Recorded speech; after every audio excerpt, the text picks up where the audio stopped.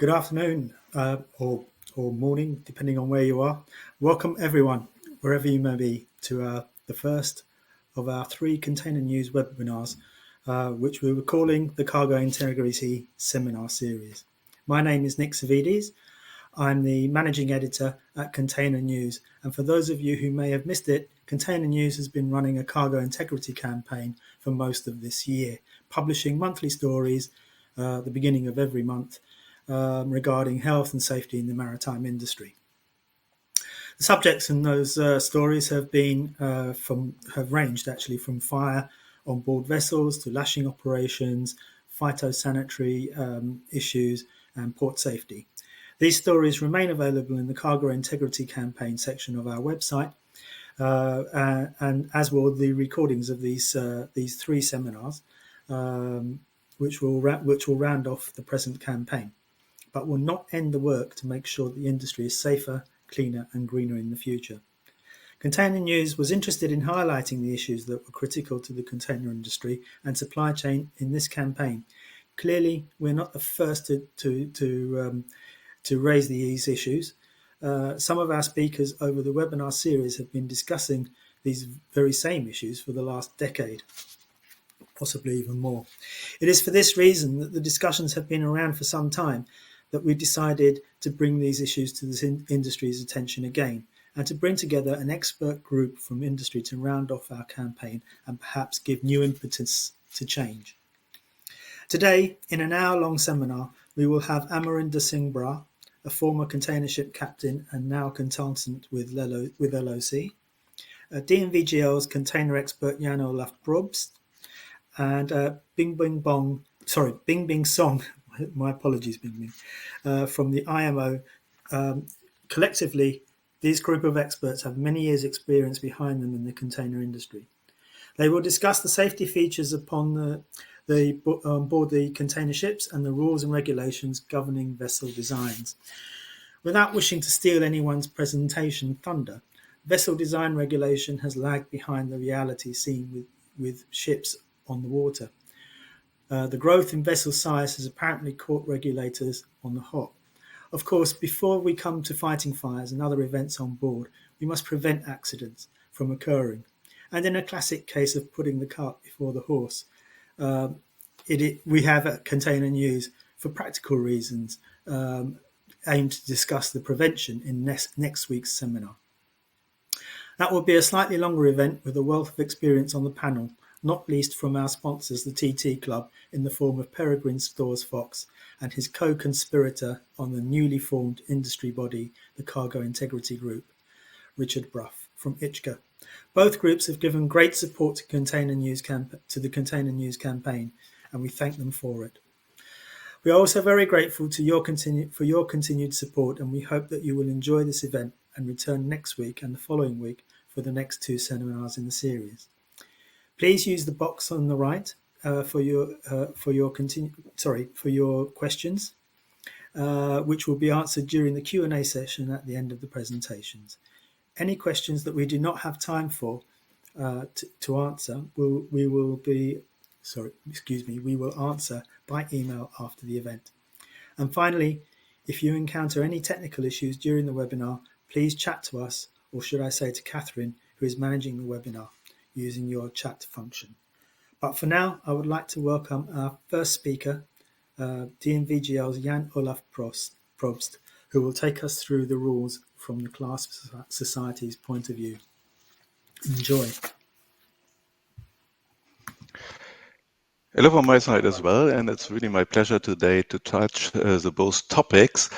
Are large container vessels getting bigger? And we will look about firefighting on container ships. And these both topics will be looked in this way. For the first topic, are there any limitations? And for the second one, are there any options to increase the firefighting and fire detection above IMO requirement? If we're going to the first topic, then it's always a question, are getting container ships really bigger? And I would like to go for the last 3-4 years, where we see Triple E was the first 400-meter long vessel with a beam close to 59, and it was carrying 18,000 container. Shortly afterwards, you have seen a next vessel which could carry 1,000 container more, but the principal dimension have not been changed. It's still 59 and 400 meter long. If you then going further, what have been then seen on the market, that was something about 21,500. So you were thinking about now the vessel was getting really bigger, but maybe you will detect it 400 meter long, 59 meter wide. But what has been done? One more container inside of the cargo hold. That means the side have been raised. And now we have seen in this year and last year the delivery, or last year the delivery of the largest vessels at present of MSC Gülsum class, which is going to 23,500. As well, it gets now boring. It's 400 meter long, the vessel, but 61 meter wide and the same depth as the two vessels before. So that means if we are looking in a nutshell, then we have seen that from 18,200 to a size of 20,500, 23,500, that means roughly 5,200 container more, we are be able to say it's the same length. We have just one time enlarged one more container inside of the cargo, which is even really beneficial for the global strength behavior. And then one more container have been put it inside. So actually, if you would remember a container ship of the size of 700 TEU built in 1968, it took more than 30 years to get 5,000 container more on board, and then the ship was 3 times longer. This kind of development we have not seen here. You see really a slowly changing of principal dimensions. So in this regard, we would not talk about a fast growing part. It's always slightly adjustment on the principal dimensions. And now the question, is there a limitation and why nobody was going over 400 meter? And all these 18,000 plus container vessels are running between Far East and Europe and passing the Suez Channel. For example, in 2019, no one of these vessels have not used the Suez Channel, and there's a maximum limitation. It's 400 meter. The beam size of the vessel is related to the draft because that is due to the shape, to the cross section of the channel itself. And that means for the 58 meter beam or roughly 59 meter beam, you could have a draft of 70 meter. If you now have like the MSC Gülsum class going to 61 meter, then you go for a maximum draft of 60 meter, which is quite often used. And if you want to go, for example, to 25, then you would have a draft limitation already of 50 meter, which is not really useful. So therefore, we would say this 23,500 is maybe now the stopping point. Otherwise, the Suez Channel would be a limitation factor. So in that regard, I would say two aspects. Yes, there is a limitation of this principal dimension of the vessels of 400 meter, and a reasonable beam is 61.3 meter if you would like to go through the Suez Channel. Therefore, we are not predicting in this moment larger vessels or principal dimensions. And therefore, it's quite often connected the question regarding firefighting, because you have some more boxes on board, and is there something? Of course, IMO have slightly lifted up their requirements in regarding of firefighting, especially for equipment inside. But from our side, yes, there are some options to do more. But if we're going in the first thinking about fire is always mostly starting from non-correct declared cargo. The most liner are saying that they are be able to ship dangerous cargo if they knowing what is inside of the container, because then you could place it on the right cargo hold or on the right hatch. You are knowing which kind of cargo you should not stow beside, and you have other items what you could do. So the first one is the misdeclared cargo. That is the main cause. And if we are not be able to touch this one, then of course we have to consider that fire detection is something which is really useful to have an early firefighting of this one. And there are items which could be done above IMO requirement. One aspect is, for example, increasement of awareness of firefighting, fire detection, and firefighting itself. So if you are going about the hazard, and that is crew training, this is awareness. So each company should sit down and should evaluate, where is my safety level? Where is my ship is operating? What size of vessel I have? For example, you could go on a smaller vessel still with a petrol inspection with a terminal camera, which is of course not applicable if you have a vessel of 400 meter length. You could have crew training. You have be able to do some crew protection part, and you have to consider what kind of equipment is available to make firefighting for inside of the container. And there's from the IMO, the fire mist lens is maybe not the best equipment. There are other equipment available on the market which are drilling holes inside of a container and is flooding the container, and the crew is far away. So that means whatever you're doing, you should consider that you do not put your crew under any kind of risk. And that must be trained, of course. And that is something, awareness is one major point in what you could do more as it is requested from IMO. Another part is, of course, fire detection. And why we are thinking about fire detection is really important, because if you know that something has happened, then you could early make countermeasurement against this one.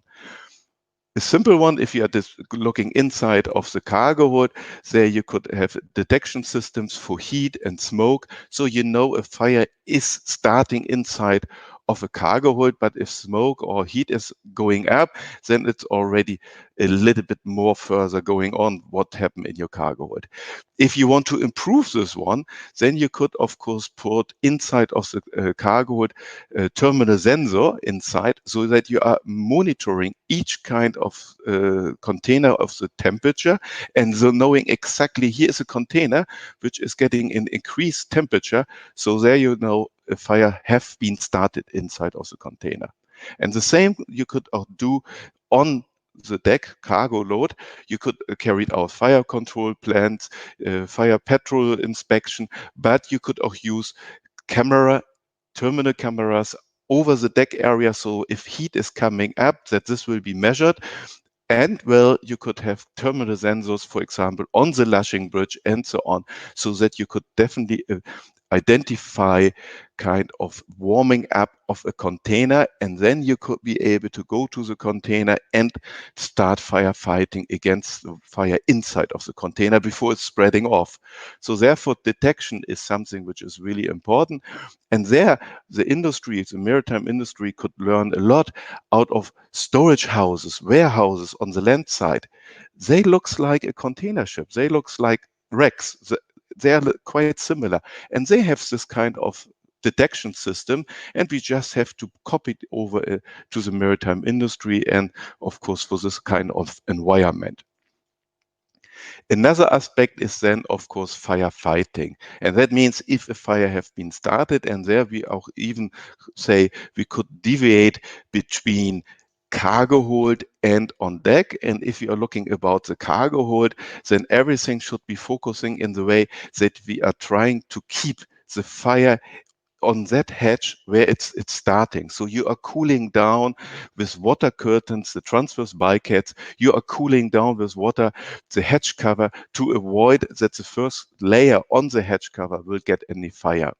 And the same you would do with water curtains and firefighting systems with, for example, big fire lenses on, for example, on a 2-island vessel, on the deck winch, as well as on the funnel part, so that you are be able to get enough water over the container to ensure that the fire is not going to the next bay and then is going uncontrolled further. So in this regard, even another measurement for the cargo hold area would be a so-called cargo hold flooding. That means that you fill up to a certain level the cargo hold, so that the fire is then totally under control. And that, of course, would need that vessels are in a kind of emergency response service, so that you are calculating the strength of the vessel and the stability, if that could be done.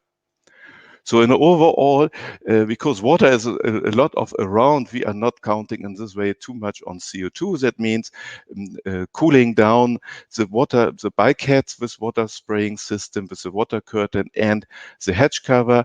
That would be one step.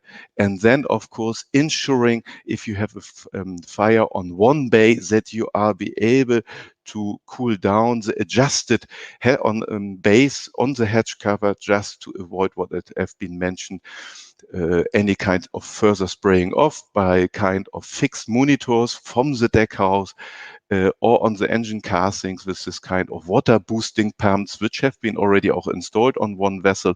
So this kind of system is working. And or cargo hold flooding is something which is really useful. And if needed, you could auch even flooding the adjusted one, but this could be then calculated in a kind of emergency case.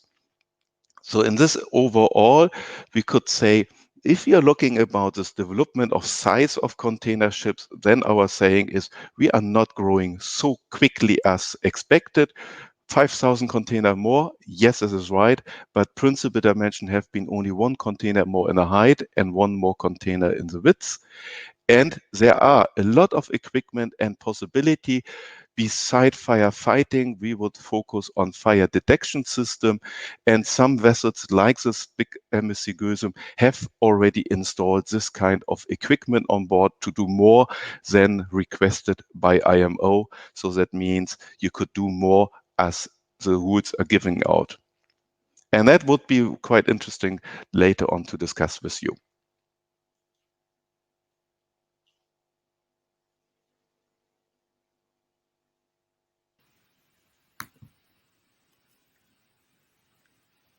Thank you, Jan-Olaf. That was a really interesting presentation.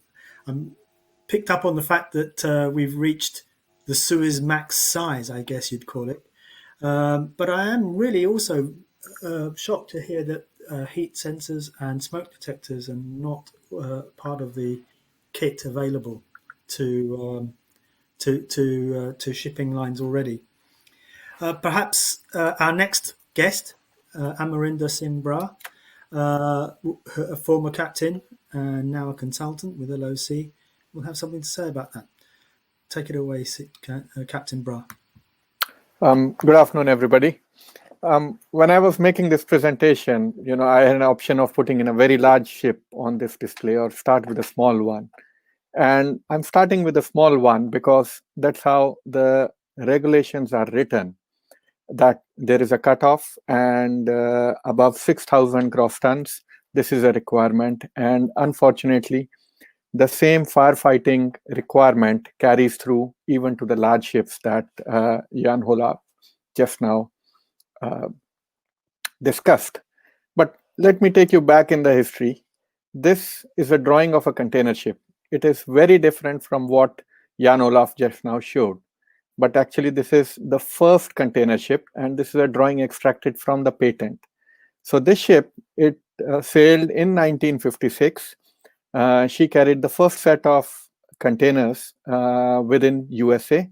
These were not the standard ISO containers that we have, but the number of containers were about 58 on this particular voyage.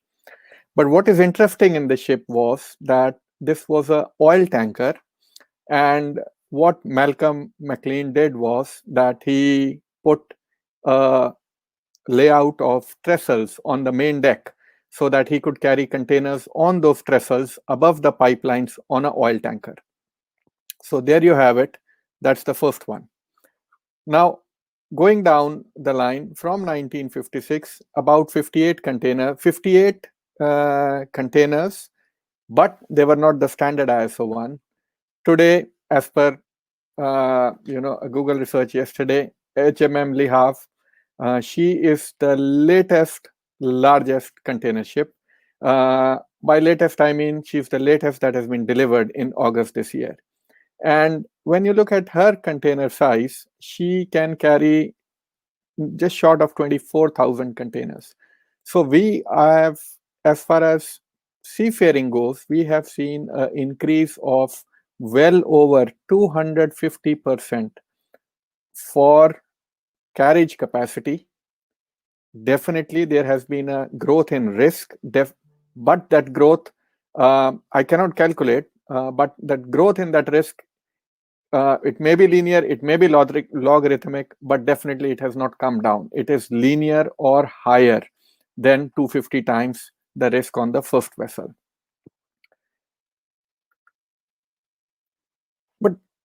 Jan-Olaf comes from, or DNV GL and IX, all these classification societies, they come from class. But who actually orders a ship? So it is ordered by an owner. The owner has a requirement. The owner wants to trade somewhere. He has got certain stability requirements. So he goes to a naval arc or a classification society, talks to them about his requirement, comes up with a standard plan, or he goes to a shipyard, gives his requirement and comes out with a standard plan, or the shipyards have got ready-made off-the-shelf plans. So he picks it up, sees whether it meets his requirements, tweaks it a bit for the various fittings to meet his budget, oversees the construction, and then ongoing compliance is monitored by the flag state and classification societies in hand with each other to ensure that the ship is certified, surveyed, built, maintained as required, and it meets any future regulations that would apply retrospectively back to that vessel. So that's the left-hand side of this slide. But what no one talks about are the human and the operational factors, which are on the right side of this vessel. So definitely there is a human element. There has to be a change in human thinking when you are operating such modern, sophisticated vessels. Equipment have changed. It's moved on from vacuum tubes to transistors to integrated circuits to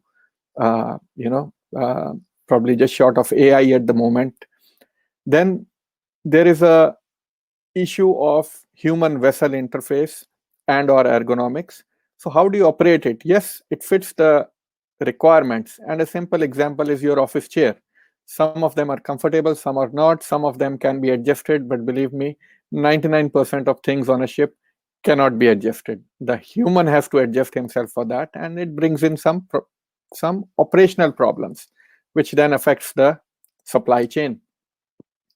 And then there are commercial operations. For example, the current restriction in length on container ships, which is 399.9 meters, because Suez Canal does not allow 400 meters through, is a commercial requirement because the owner and the charterer want to trade through the Suez Canal so that either they have got a shorter route or they can go to ports in the Mediterranean. If they were to design a Capesizer container vessels, then this 400-meter restriction does not exist. So if you ask what's the limitation, it is only the Suez Canal and or the new Panama Canal, provided you want to trade through that routes. So it is commerce which is dictating the restriction, and it is not regulation. So if you open SOLAS, the book that governs ship construction and other requirements based on code subservient to it, there is no upper limit to these regulations or the ship size. And that is where the problem lies. There's another important factor that is there, and that is cargo care. Now, cargo care on ships, it runs from the effect of bailment, that the ship owner has taken the cargo in his care and he's got to take care of it. But a part of that is also to protect the other cargo from damage if some other cargo catches fire. So in short, there is also a duty of cargo care, and which definitely goes into firefighting in case there is an incident on board. So I mentioned about SOLAS. So SOLAS has actually progressed. The first one was in SOLAS 1914. It came just as a result of the Titanic incident. It was never adopted. The next one was in SOLAS 1948. That was superseded by SOLAS 1960. And SOLAS 1960 was superseded by SOLAS 1974. So now, whenever you read about SOLAS, it is SOLAS 1974, and the full form, wherever written, would be always SOLAS 1974, as amended. So now, when SOLAS 1974 was written, it had only 5 chapters, and chapter 2 dealt with ship construction. So in 1981, they split chapter 2 into 2 parts, chapter 2.1 for ship construction and chapter 2.2 for fire protection. In 1983, they brought in another set of amendments which amended these chapters, which had a major amendment to these chapters, shall we say. So from then onwards, there have been consistent amendments to these particular chapters, but I have not written them on my slides. But a big change towards 83 or so was that there was a branch in the regulations for the regulations that apply to oil tankers and chemical tankers, and later on to gas carriers. So what you have is a main line of regulations running for dry cargo vessels. Container ships sit within that category, and then just at about for rules effective ships built after 86 for gas carriers and other vessels, there's a stringent requirement which is in a code which is mandatory for that vessels.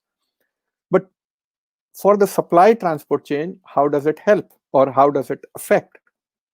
So what happens is that the latest vessels are actually built to these rules, which were built in 74.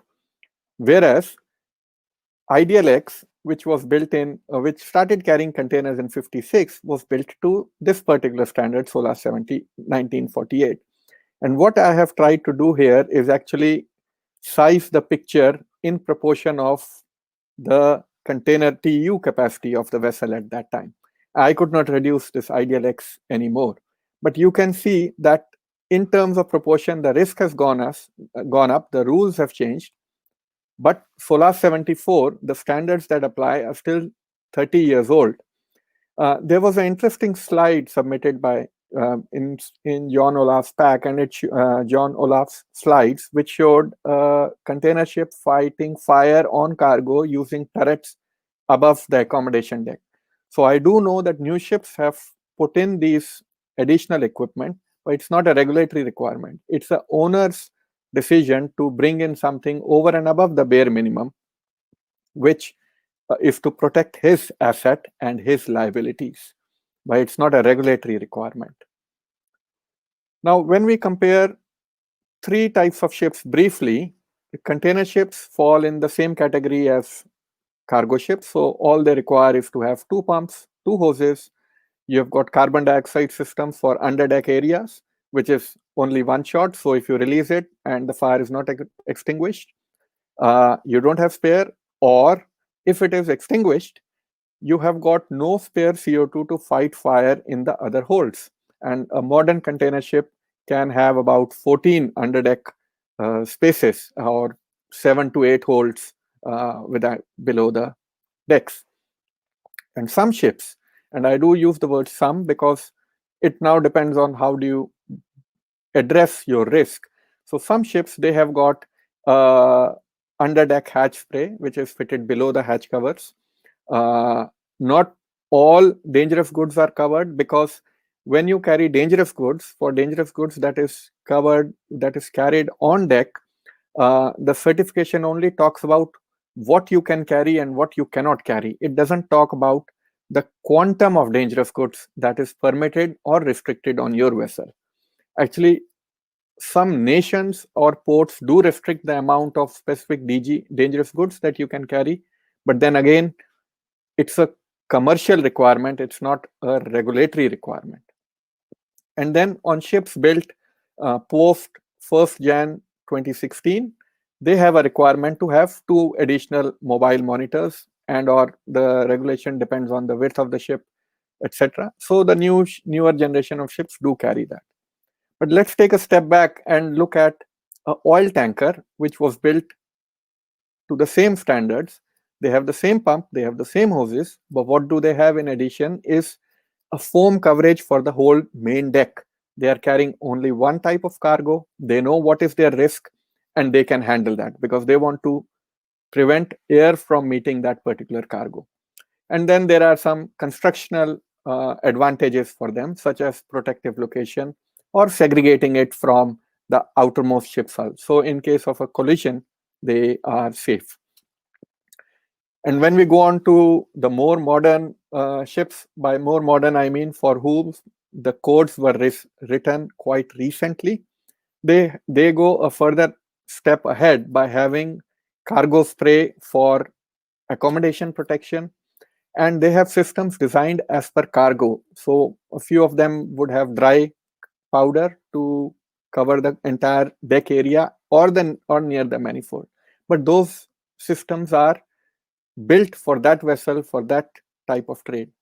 So the point I'm trying to make in this slide is that the regulations for container ships were written a long time ago. And if an owner wants to comply with statutory requirements, he can do so. And when he's building a larger ship, there is no need for him to have more equipment because the rules do not require. Now, let us see if you've got a fire in a house or a building. So I look as part of research that what's happening in the other industries. I looked at shoreside fire rescue. So the UK codes were easily available online. So one of the first things that they do is that for dangerous goods, they have got a minimum cordon of 100 meters for people. And then it goes up to 300 to even 400 meters, depending on the type of a cargo. Now, when you look at a container ship, if you've got a fire in Bay 1 and you've got a forward accommodation vessel, 100 meters is just short of in the front of the accommodation front. So if we apply the same or try to apply the same systems, it is very difficult to do so because of the industry. But there is a standard which says, well, keep humans 100 meters away and the firefighting party can go in. So there's a cordon requirement which is very difficult to meet on container ships. Then they also talk about response based on scale, minor, major, and they have a separate standard operating procedure for hazardous materials. Ships normally do that, and they are fitted. The permission to carry dangerous goods in certain equipment in certain locations is dependent on whether you can fight fire in that area or not. So that's the 2012 standards. But when we look at the Fire Service Manual 2001 volume, it talks that flow rate in liters per minute is 4 by 3 times the volume of space in cubic meters. So what they have done is that they have actually quantified the water requirement based on the volume of the space on fire. But what about a container ship? We can design systems for the enclosed space, but we cannot design systems for the open deck because, as you saw in the previous slides, ships can carry up to 11 or 12 tiers of cargo. So it is impossible to design a system which will take care of that volume. Then we are only carrying firefighting equipment and we are not carrying cargo. But when we look at number of hoses from the same reference standard, they say you will carry, they will increase the number of hoses depending on the assessment of the fire, whether it's a small, medium, large, or a major fire.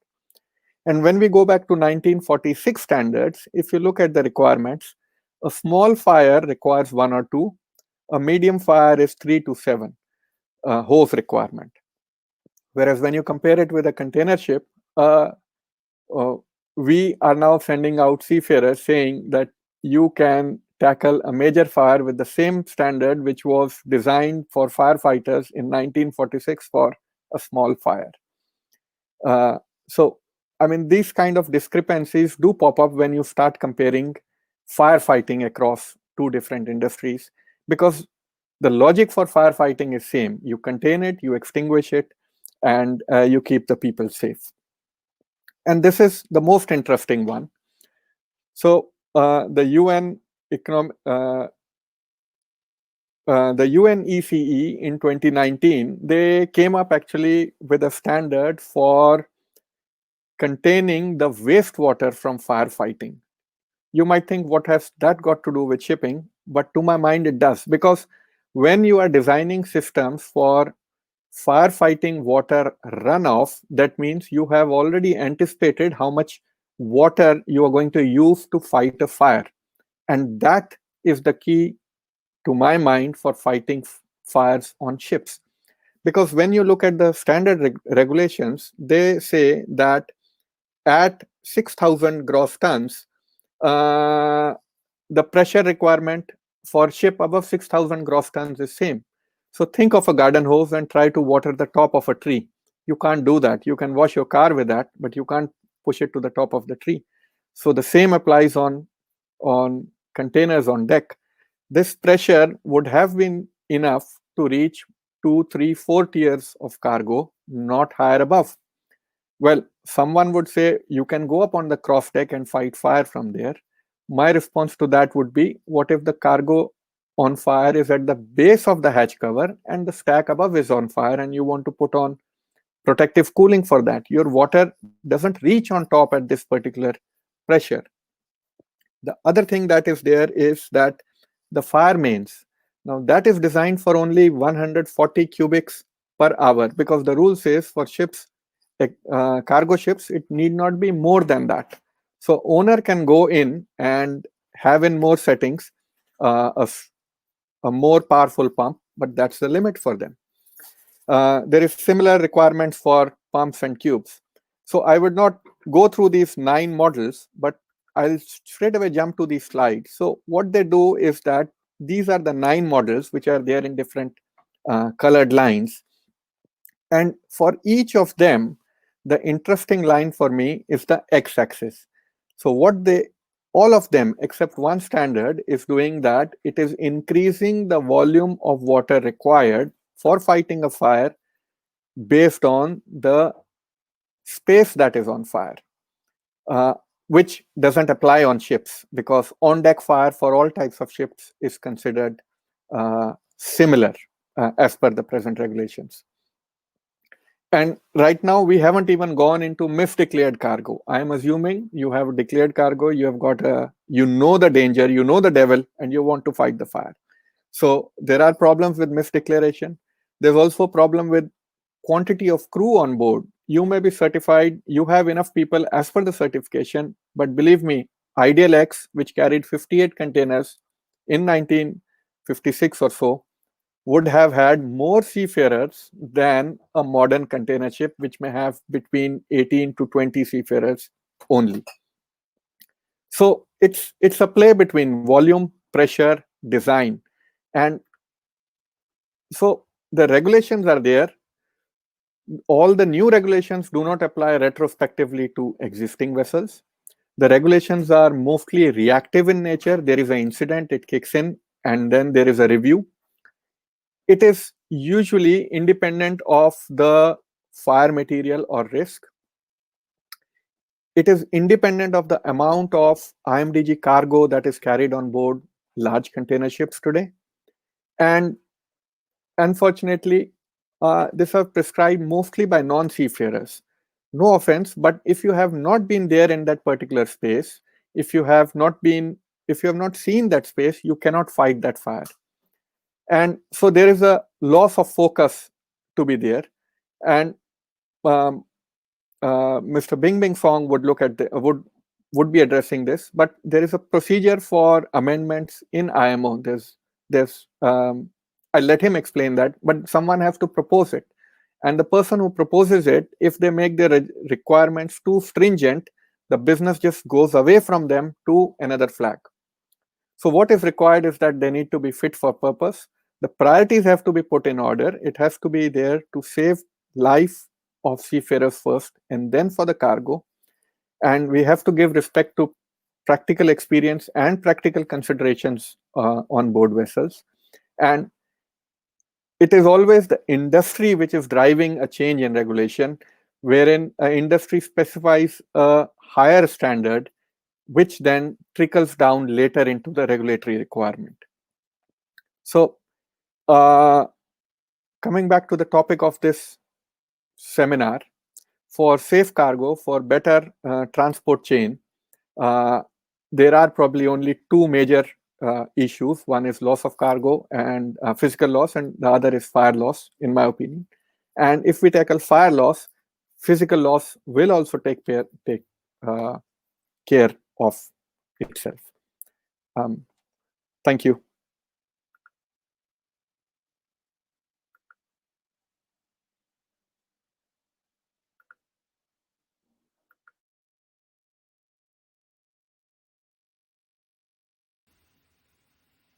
Thank you, Amarindo, for a really interesting presentation.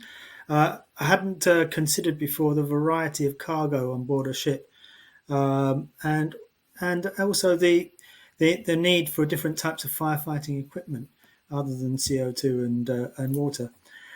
Perhaps our next guest, Bingbing Song, can answer some of your questions on on regulating and not being, or not necessarily not being a seafarer. He was in the past, but not now being a seafarer. Does it help? Bingbing, take it away. Thank you, Nick. Thank you. Really my pleasure to join this webinar. And good day, good night, or whatever to the participant all over the world. I'm Bingbing Song. I'm a technical officer from Maritime Safety Division of International Maritime Organization. I will start from a brief introduction for our organization. So IMO, as you may know, we are a specialized UN agency. We are a member of UN family, and we located in London and established in 1959. For Secretariat, we have about 270 staff members from more than 50 nationalities. Within IMO, with our 174 member states and 40 council members, we established, as you can see from this picture, 5 committees taking care of maritime safety, environment, technical cooperation, legal, facilitation, and 7 subcommittees to taking care of all of the ship or maritime related issues: navigation, communication, human element, ship system, equipment, design, construction, and pollution prevention. And I wouldn't say it's most important, but definitely one of the most important is care of cargoes and containers. With our, let's say, system with committees and subcommittees, IMO set up a regulatory framework to covering the shipping-related activities. Currently, we have about 50 convention and protocols, 100 codes, guidelines, recommendations, covering design, construction, equipment, maintenance, crew, cargoes, all of the related areas. And for cargo-related issues or container-related issues, as I mentioned, we have the subcommittee on carriage of cargoes and containers. I'm currently serving as a secretary for this body. Under CCC, we are taking care of IMDG code, CSA convention, MSBC code for the bulk cargoes, CSS code, and for lashing, timber code, grain code, and also we are one of the co-sponsors for the CTO code. All these cargo-related regulations are taken care by the CCC subcommittee. And most importantly, I was starting from SOLAS. As the previous presenter mentioned, this is somehow one of our most important conventions for the maritime industry. Especially with today's topic, we have Chapter 2.2 on the fire protections and the fire detection and fire extinguishings, and Chapter 7 for carriage of dangerous goods, and Chapter 6 carries cargoes and oil fuels. I would say SOLAS set up the mandatory regulatory framework for the shipping industry, because SOLAS currently have about 166 contracting members, contracting state, covering more than about 99% of world fleet. So with SOLAS in place and all of these regulations, whatever will be put on board the ship is mandatory covered by our regulatory framework. SOLAS also have the linkage with different codes. For example, IMDG code. These are the provisions dealing with storage, segregation, packaging, classification, and all dangerous related activities. These are one of the products harmonized with UN system from UN Orange Book by the UNECE. IMO is harmonizing with their UN Orange Book.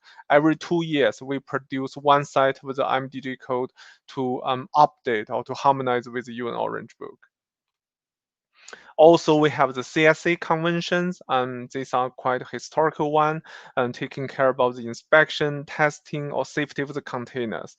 Currently, there is ongoing discussion under CCC is a discrepancy in containers taking strength requirement to be in line with ISO standards.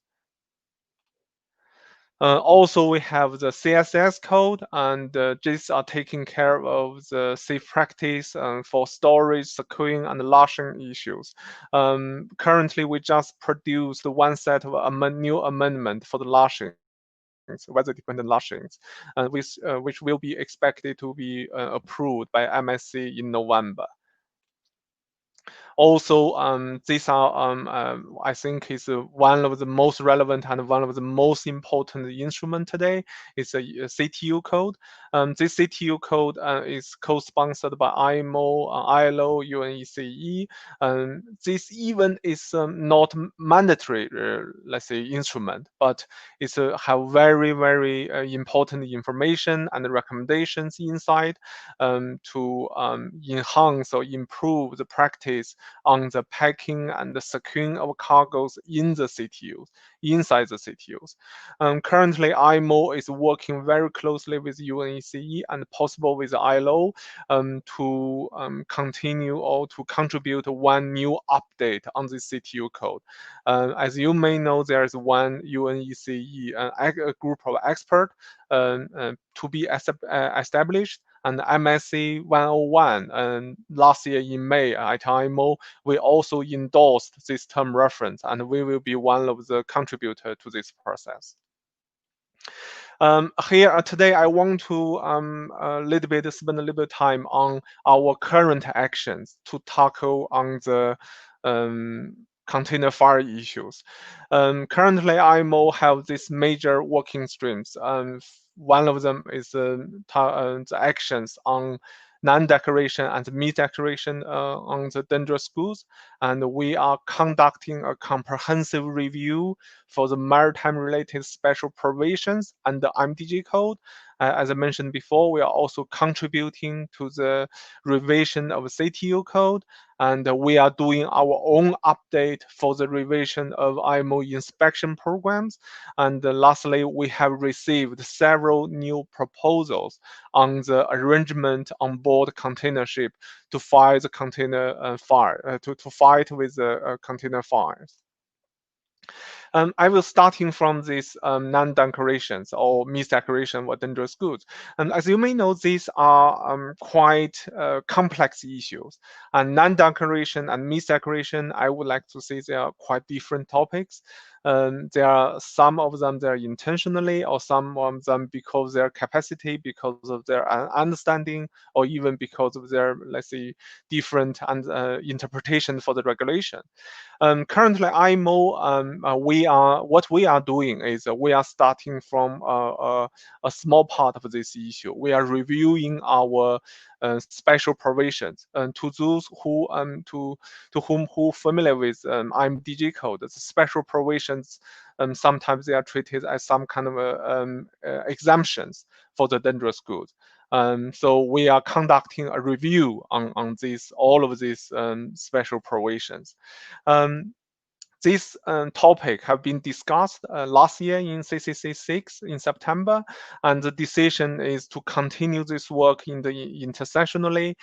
We established one correspondence group on review of maritime special provisions to task the correspondence group to review all of the 900s.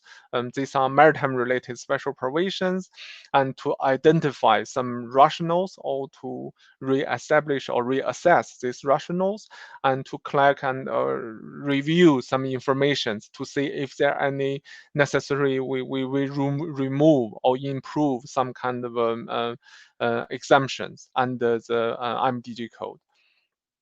Also, we contributing to the revision of the CTU code, and these work are initiated by the UNECE. Their main task is to updating the code to include some additional standards and to enhance the code, and also try to to increase some user-friendly apps or some new technologies. From IMO side, as we always try to emphasize it, we are not only following them. I think container fire will be one of our major contributing point to this process. But we will see how we going along with their work. Also, we for these maritime authorities who may be in the participant today, we have the inspection program for the cargo transport unit carrying the dangerous goods, and these are distributed by the MSC Circular 1442. And according to this circular, the member states are giving some kind of guidance or a comprehensive guidance for the inspections and procedures to inspecting the containers containing the dangerous good. And the government are also requested to provide their report to IMO, and we have the JCIS platform to receiving these reports. Last year, we have received by New Zealand and Ichika International for this proposal. They are the initiative for this new process. Last year in CCC6, we have agreed to this work, to continue this work. And I will say it's a milestone for this work, because now we are not only let's say targeting on the CTUs carrying dangerous goods, which are current practice. We are also open the doors or open the possibility to checking all types of cargoes, so checking all containers. Also, this new process or new revision will make the reference to the very important CTU code to give further enhancement or improvement on the packing or securing the cargoes inside the containers. Furtherly, we also open the report, receiving the report from NGOs, from non-governmental organizations. We will see how it will, because this is also one of the tasks for the corresponding group. And also, as two previous presenter mentioned, we have currently IMO have received several new proposals to improve or enhance the fire protection or fire distinguished systems under SOLAS. These are mainly targeting on Chapter 2.2 and the FSS code. One of the targets is the fire protection arrangement, and also the water mist length and the monitoring systems.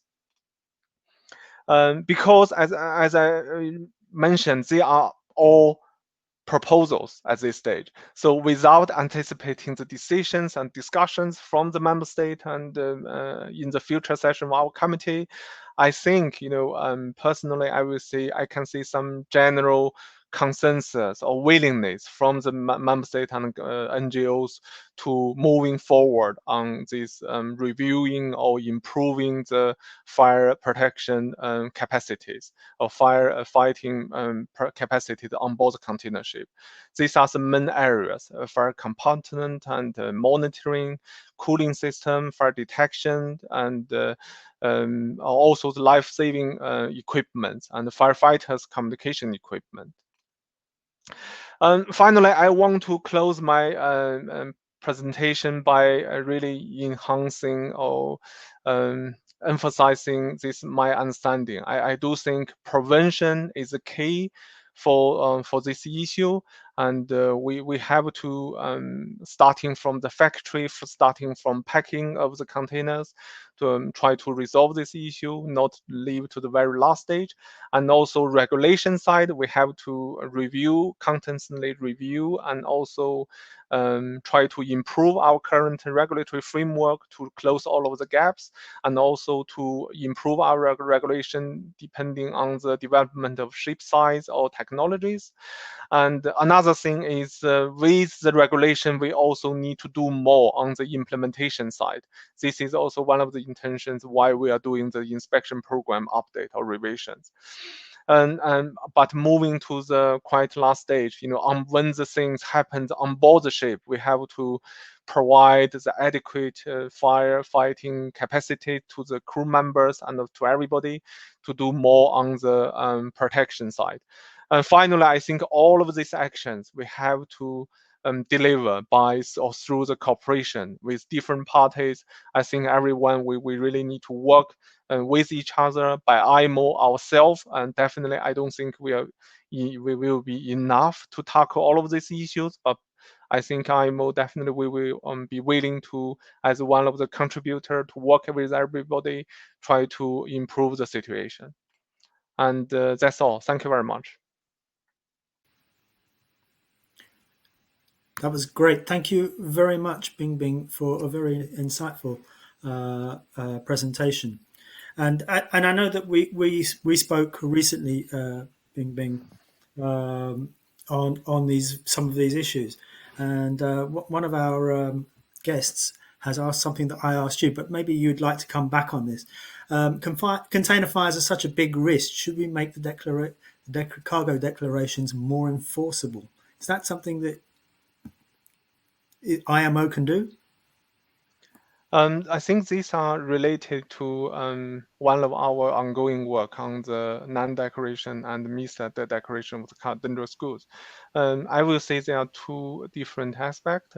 Some of the non-declaration are criminal actions, and they do by whatever commercial or reasons or some intentions behind. And these we need to work with different authorities and try to put in place some more strengthened punishment, if we want to say, call it that way. And definitely before things put on board the ship, IMO have a role to play. And this what we are doing is through our MDG code. For the mis-declaration, and because of the capacity issues or understanding or complexity of the regulations, because as you can see, MDG code is really quite something, I will say, especially for some non-English speaking countries or for some developing countries. These are really, really complex regulations. And also by the regulation itself, we are keep every year we are doing our update or corrections for the regulation. So I think for that side we are doing more capacity building. We are trying to help the individual member state by IMO through our ITCP programs, the technical cooperation programs, to help the different member states to increase their capacities, try to help them to fulfill, to implement the regulations in place. And I will say the two different aspects, and definitely from IMO side, we are willing to do more on these directions. Thank you. Thank you. And while Bingbing was answering that question from me and one of our guests, I'd like to welcome back Jan-Olaf and Captain Singh Bra for the Q&A section of our webinar. And we have some questions here. I must say, before we head into the questions, if your questions don't get answered this time around, we will give you an email with some answers to your questions. They won't go into the void, and you won't be lost. So we have a question. I'm afraid I can't see who's asking these questions. So if you'd like to give your name at some point, it would be helpful. But one of the questions is: water is plentiful, but results in potential stability issues and hazardous polluting wastewater for disposal. Sorry, I'll read that again. Water is plentiful, but results in potential stability issues and hazardous polluting wastewater for disposal. CO2 is largely unsuccessful for hatchless operations. What research is underway for other fire suppressants? Perhaps Jan-Olaf or Captain Singh Bra would like to take that question? Or perhaps Jan-Olaf first. Yeah, I could do that. First of all, what we have presented, that is, from my side, is all items what is in this moment voluntary be able to do, and we are working on this kind of class notations. And in this regard, we have even a focus on nitrogen. Nitrogen will be used usually by professional fire worker for firefighting, and we are even discussing internally how, for example, if you would put an inert gas system on board, that you flush the whole cargo hold with inert gas over maybe several times, maybe days, would be an option. So this both one is there. Beside using a gas. We are discussing to use this kind of foam, which are be used in the tanker industry. The only one which is in this moment a problem that this foam is not resting sufficient long enough to fill up a whole cargo hold, and then maybe which will rest over at least 48 hours. So yes, there are certain research working on this one. So it's not only water, but in this moment, water is a easy solution. Stability is known, but the other one is we are considering to and make our further R&D work in this regard.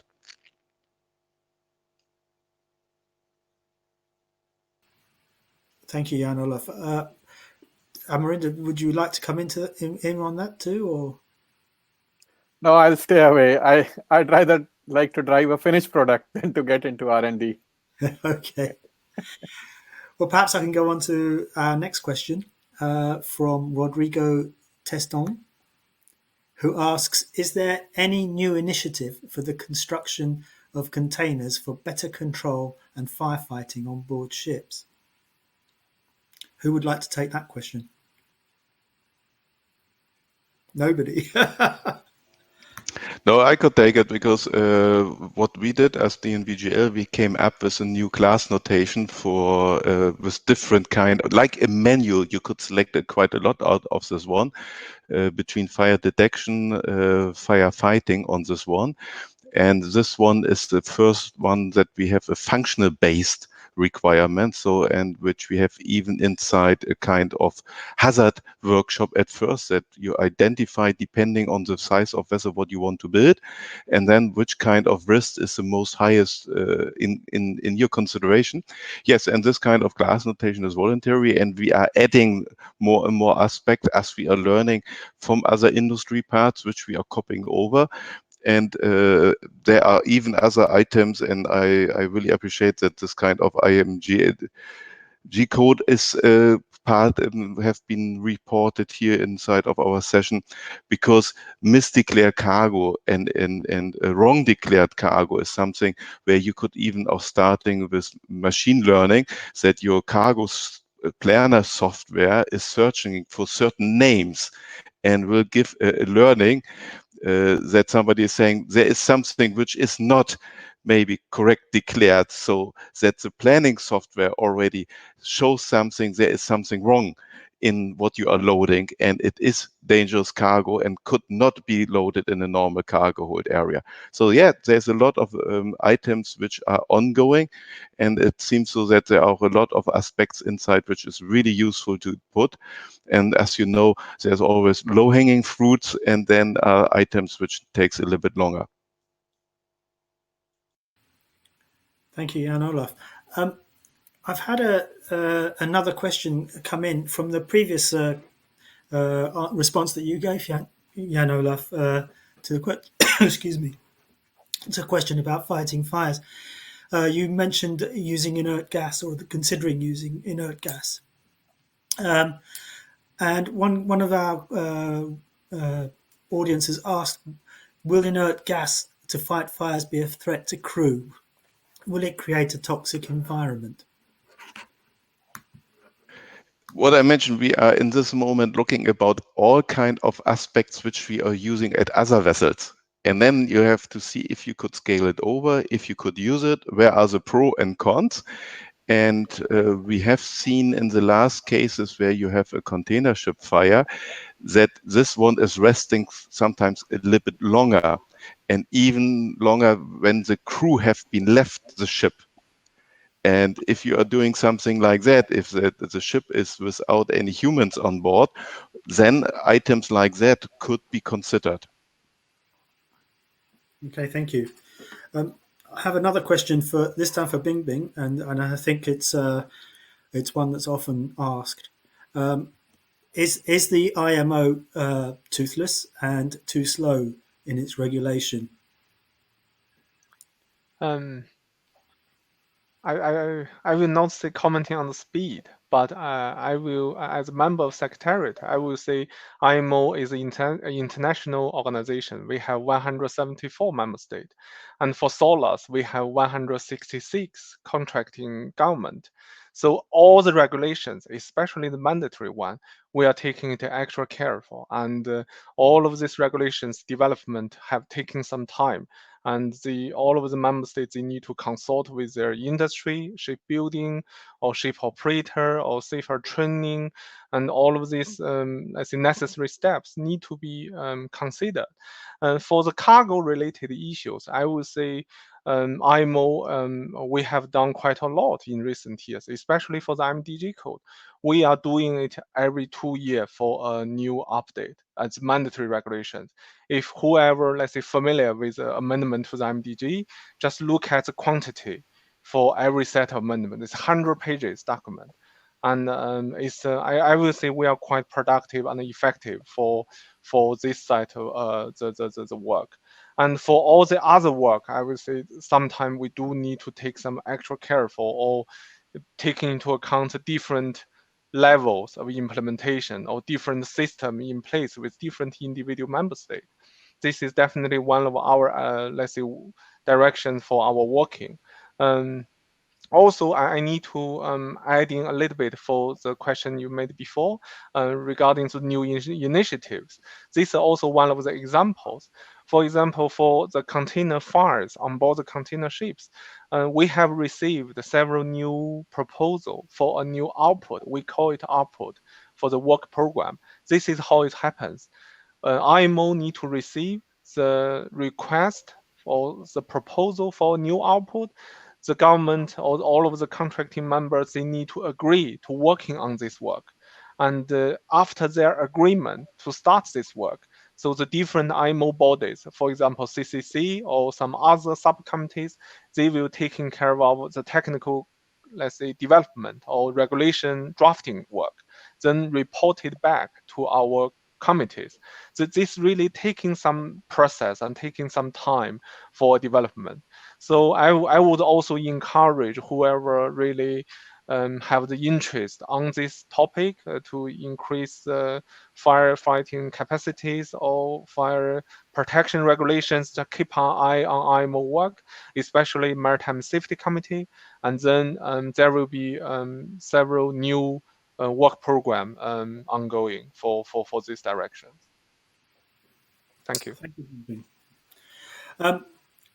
I think we'll make this the last question because we've run over time. But I think it's an interesting one from Peter LaHaye in Canada. Peter LaHaye, for those of you that don't know, is an ITF, International Transport Workers Federation representative. He asks, what role does VGM misdeclaration play in risk? Thinking about stack collapse as an ignition cause, can we enforce VGM? Who would like to take that? Yeah, I'll take that. Now, VGM, in my opinion, is a bit of a problem for a seafarer, because the actions for VGM, or verifying the gross mass of a container, takes place ashore. You do it at an approved facility, and then when it's loaded, it's supposed to be provided with the master, and there's no way he can verify it. But the penalties for misdeclaration lie with the master. So for any VGM related question, any VGM related issue, we have to look at the law for the place where the VGM was carried out. That particular law will talk about the penalties as to who is at liability for misdeclaring it, and then giving it to the master. So it all depends on the country where it is happening, and if there is a trend, there are always provisions where the approval to carry out VGM can be removed from the facility that carries out such malpractices. So unfortunately, there's no international answer to that. It would have to be looked in a regional or a national context. Would anyone else like to add anything? Yeah, I would like to add, I think VGM was a lot of discuss about this one. We are believing inside of DNV GL that blockchain for container transportation will be a much better one, because with a blockchain, you know exactly which person have indicate which kind of information. And for example, if nearly on the end of the journey, a tax officer have a look in a container and is detecting that there is something wrong inside, you immediately know who have made this misdeclaration. And by this one,